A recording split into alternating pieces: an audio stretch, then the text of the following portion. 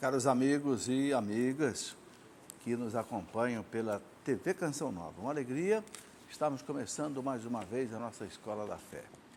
É um programa que tem como objetivo levar a você aquilo que está no coração da igreja, aquilo que há 2000 anos o Espírito Santo vem revelando à igreja, pela Sagrada Escritura, pelo Sagrado Magistério da igreja e também pela Sagrada Tradição da igreja. Essas três colunas onde a igreja se apoia. Então, nosso objetivo é ajudar você a entender profundamente os mistérios da nossa fé, para que a gente possa ser cada vez cristãos mais autênticos. Vamos começar, como fazemos sempre, rezando, pedindo a graça e a bênção de Deus, porque sem isso não adianta. Né? O salmista disse, não é Deus quem edifica a casa, em vão trabalham os seus construtores. Se não é Deus quem vigia a cidade, em vão guardam os seus sentinelas. Né? Em nome do Pai, do Filho e do Espírito Santo. Amém. Vinde, Espírito Santo, enchei os corações dos vossos fiéis, acendei neles o fogo do vosso amor. Enviai o vosso Espírito, Senhor, tudo será criado, renovareis a face da terra. Oremos, ó Deus, que instruíste os corações dos vossos fiéis com a luz do Espírito Santo. Fazei que nesta noite apreciemos retamente todas as coisas segundo o mesmo Espírito e gozemos sempre da sua consolação, por Cristo nosso Senhor. Amém. Nos colocamos, Senhor, na tua presença, pedindo a tua graça, pedindo a tua bênção, para realizar, Senhor, aquilo que é da tua santa vontade, pedindo a intercessão materna poderosa de Nossa Senhora. Ave Maria, cheia de graça, o Senhor é convosco. Bendita sois vós entre as mulheres, bendito é o fruto do vosso ventre, Jesus. Santa Maria, Mãe de Deus, rogai por nós, pecadores, agora e na hora de nossa morte. Amém. Glória ao Pai, ao Filho e ao Espírito Santo, como era no princípio, agora e sempre. Amém. Glorioso São José, rogai por nós. Em nome do Pai, do Filho, do Espírito Santo. Amém. Muito bem, uma alegria, estamos começando o nosso programa, alegria receber vocês aqui no nosso auditório. Né? E eu gosto sempre de dizer, quem quiser vir aqui na quinta-feira à noite, né? O programa começa aí mais ou menos 20h40, pode vir, tem bastante lugar aqui no auditório, não precisa telefonar, não precisa marcar lugar nem nada, é só chegar e participar conosco, porque será uma alegria receber você tanto na Canção Nova quanto aqui na nossa Escola da Fé. E se puder, quem chega na quarta-feira pode participar também de outros programas, inclusive o Pergunte e Responderemos, que é às 16 horas, 4 horas da tarde. Ok? Muito bem, eu quero começar mostrando aqui este DVD que a Canção Nova agora está produzindo os programas da Escola da Fé para serem comercializados. Então, aqui é o primeiro DVD da Escola da Fé, que é Ciência e Fé em Harmonia. São 3 programas num DVD. Um é aquela entrevista que eu fiz aqui com o Dr. Scott Hahn, aquele ex-pastor americano que se converteu e que tem um trabalho maravilhoso hoje na Igreja Católica, e 2 programas que eu fiz com um astrofísico, o Alexandre Zabot, um rapaz extraordinário, doutor em astrofísica, que conversamos aqui sobre o Big Bang, sobre a criação do mundo, sobre todas essas coisas. É um DVD muito instrutivo, né? Muito bom. Muito bem, aqui também nós temos muitos produtos de evangelização. Eu quero mostrar de modo especial este livro que eu acabei de escrever, História da Igreja. É o primeiro volume de uma coleção de 3 livros que, se Deus quiser, eu quero completar. Aqui está o primeiro volume, que é a Igreja Antiga, desde o século I até o século V, século VI, né? A História Antiga da Igreja. O segundo volume já está pronto, está na gráfica, sendo impresso, a Idade Média. Aí são 1000 anos, do século VI até o século XV. E, se Deus quiser, faremos também o terceiro volume, que é Idade Moderna e Contemporânea. É muito importante entender a história da igreja. A igreja é muito atacada, a igreja é muito ofendida, falam muita mentira sobre a igreja, mentira. Mentira sobre Galileu, mentira sobre Joana d'Arc, mentira sobre Savonarola, mentira sobre a Inquisição. E quem não conhece a história da igreja, engole isso em seco como se fosse verdade, principalmente nas universidades. Nós precisamos conhecer a história da igreja para defender, né, a igreja. E tem também quem prefere, ao invés de ler, quem prefere ouvir, tem aqui uma coleção em mais ou menos 100 horas, né, que é a história da igreja, para você ouvir, né, em MP3. Né, são mais ou menos 11 CDs, né, com os 20 séculos de história da igreja, século por século. É o curso que eu dou aqui no Instituto de Teologia da Canção Nova, né, para os seminaristas de teologia, história da igreja. Muito bem, tem também um curso sobre o catecismo em 40 horas, tem um curso bíblico de 100 horas, tem um curso sobre a família, 25 horas, tem muitos livros, a Canção Nova tem também imagens, você está vendo aqui uma imagem bonita de Nossa Senhora Aparecida, estilizada, né? Imagens de muitos tipos de santos. Essas imagens podem chegar à tua casa, bem embalada, porque ela vai num plástico bolha, depois numa caixa de isopor, vai pelo correio, chega sem problema. São os sinais exteriores da nossa fé. João Paulo II falava muito disso. É muito importante os sinais exteriores da fé. Um crucifixo, uma imagem, um sino que toca, né? Uma foto de um santo, de um papa, são sinais da nossa fé. É muito importante tudo isso. Muito bem, hoje nós estamos estudando os sacramentos. Faltam 2 para a gente completar. A unção dos enfermos, que vamos ver hoje, e vamos entrar também, se Deus quiser, no último sacramento, que é o da ordem dos sacerdotes. Aí nós completamos praticamente esse ano o estudo dos sacramentos. Né? O ano que vem eu quero pegar um outro assunto, se Deus quiser. A escola é assim, cada ano você vai estudando um assunto diferente, né? Bom, mas antes eu queria fazer um comentário, porque recebi muitos e-mails de muita gente me perguntando, falando, pedindo para eu dizer alguma coisa sobre essa questão dos terríveis atentados que aconteceram na França. Realmente o mundo inteiro ficou assombrado, assustado, né? O Ocidente foi realmente atacado. Foi um crime contra a humanidade, muitos disseram. Bom, eu gostaria de dizer 3 coisas. Entre muitas que foram publicadas, eu gostaria de fazer uma seguinte reflexão. Primeiro, não são todos os muçulmanos que são radicais, fundamentalistas, jihadistas, não. É um segmento radical dentro do islamismo. Tanto assim que nós vimos que muitas instituições de muçulmanos condenaram veementemente os ataques. Então, é preciso que não haja aí uma ação assim generalizada contra o islamismo. Não, não é.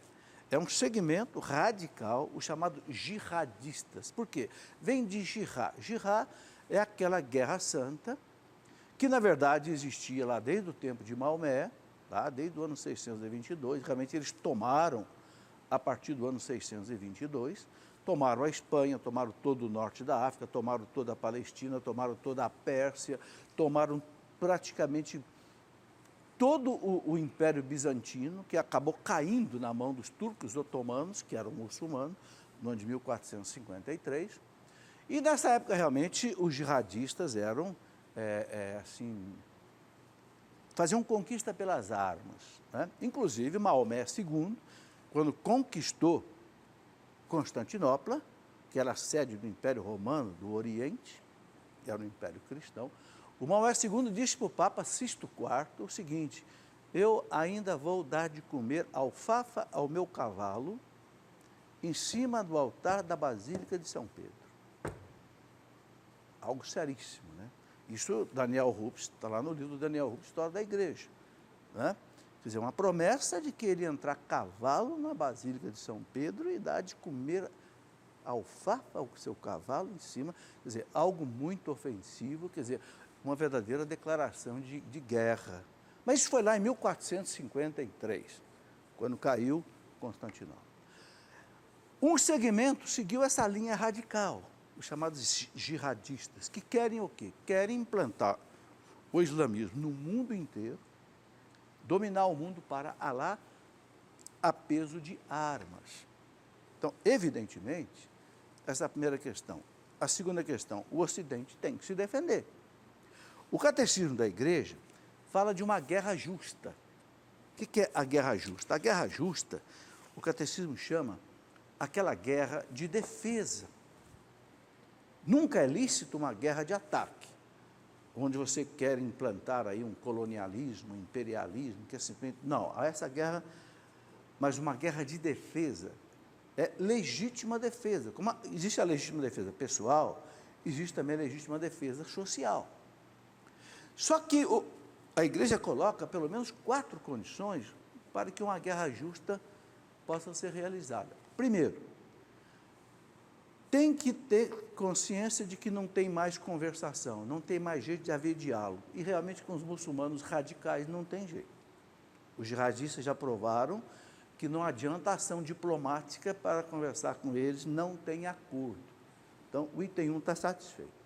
O item 2 é que a guerra justa ela seja calculada pelos especialistas de modo que o efeito dela não seja pior do que se ela não acontecesse. Bom, me parece que esse segundo item também é satisfeito. Por quê? Porque se não se fizer nada hoje, esse avanço terrorista sobre o Ocidente vai aumentar. Já começou lá na queda das Torres Gêmeas nos Estados Unidos, no World Trade Center, e pode. Então, me parece que o item 2 é satisfeito. O item 3, né, é necessário que esta ação de guerra de defesa seja eficaz, ou seja, bem preparada, tenha-se a consciência que pode dar resultado. Né? E 4, o Catecismo coloca que também não é uma guerra onde vale tudo.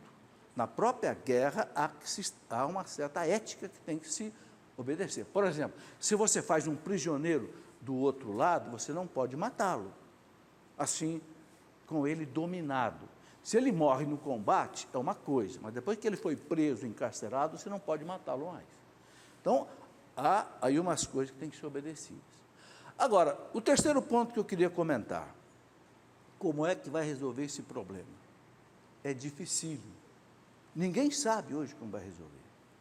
Mas algumas coisas é preciso a gente entender. Primeiro, os ataques que houve na França, os atiradores usaram um fuzil AK-47. Ora, que fuzil é esse? É um fuzil fabricado na Rússia.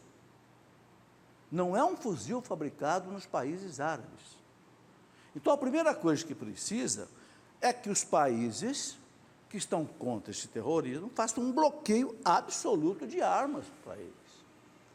A Rússia, agora eu vi na televisão hoje, se ofereceu para coordenar a ação contra os terroristas. Mas como é que os terroristas têm fuzis automáticos russos? Quer dizer, então há uma incoerência, quer dizer, o Ocidente civilizado vende arma para eles e depois é preciso analisar essa questão. Não adianta só derramar bombas e mais bombas em cima deles, por quê? Primeiro que eles sabem se esconder. Segundo que mata muito civil, muita criança. Então, também não é simplesmente o presidente da França declarou guerra.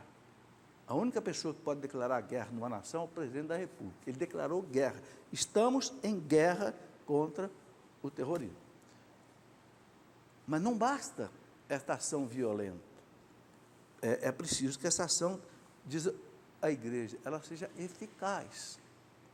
Claro que não sou eu que vou dizer aqui como é que isso tem que ser feito. Eu gostaria de lembrar uma coisa interessante. A Igreja, desde o ano 622, teve que enfrentar as ameaças muçulmanas na Europa.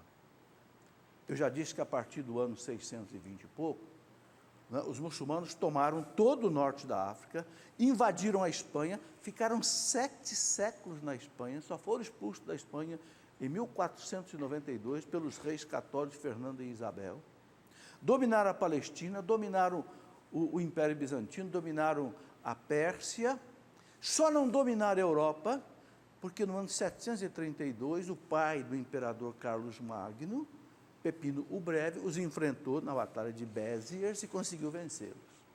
E depois o Carlos Magno, filho do Pepino o Breve, o empurrou para fora da Europa. Senão teriam tomado toda a Europa e hoje nós teríamos muçulmanos, porque quem colonizou a América foi a Europa. Então, é uma coisa muito antiga. Eu estou colocando aqui dados históricos. Dados históricos, bem, qualquer livro de história tem isso. Não é? 1453, eles derrubaram o Império Romano do Oriente, tomaram toda a Constantinopla, e a gente conhece aquela batalha importantíssima que houve no ano de 1571, em Lepanto, na Grécia, onde 300 barcos de guerra muçulmanos estavam prontos para invadir, dominar a Europa e arrasar o cristianismo.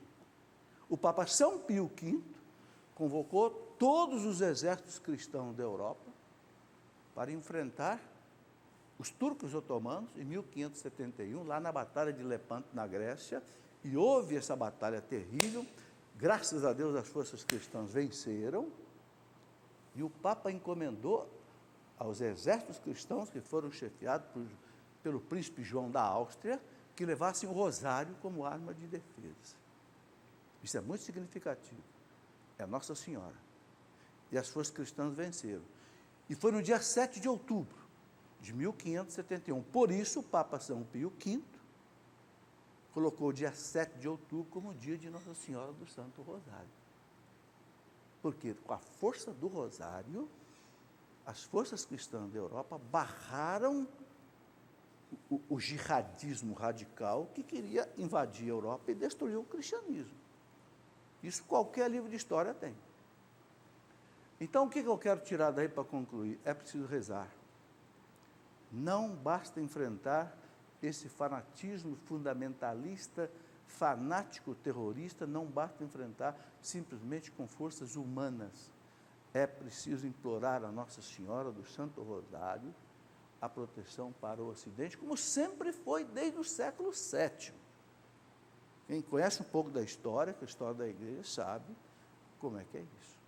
Vamos rezar, vamos pedir a Nossa Senhora a proteção para o Ocidente. Vamos fazer o nosso primeiro intervalo e voltamos para, então, começar o nosso estudo de hoje.